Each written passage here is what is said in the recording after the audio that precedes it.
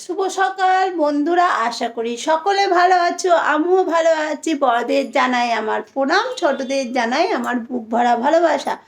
আজকে এই বেলা 11টা থেকে ভিডিওটা শুরু করলাম। তোমার শরীরটা বললাম না ঠান্ডা লেগেছিলো, কাজকর্ম করতে একটু দেরি হয়ে গেছে। ঠাকুরের পুজো হয়ে গেল, পুজো টুজো হয়ে সমস্ত কাজ হয়ে গেছে। এবার যাব চা করতে, চা খাবো, খেয়ে আবার টিফিন আছে। ছোট ছেলে পড়াশোনা করছে ওই যে দাদার ঘরেতে। ওর এখন স্কুলটাই পাঠাচ্ছি না, এখন ছুটি হয়েছে একটা আজকে। ওই জন্য থাক, একেবারে পুরো স্কুল হবে কেন, অনেকটা দূর আমার বাড়ি থেকে স্কুলটা, অনেকটা দূর যায়, যেতে আসতে আমার 1টা বেজে যাবে। ওই জন্য থাক, কদিন পর থেকে আবার যাবি, সোমবার দিন পাঠাবো একটু।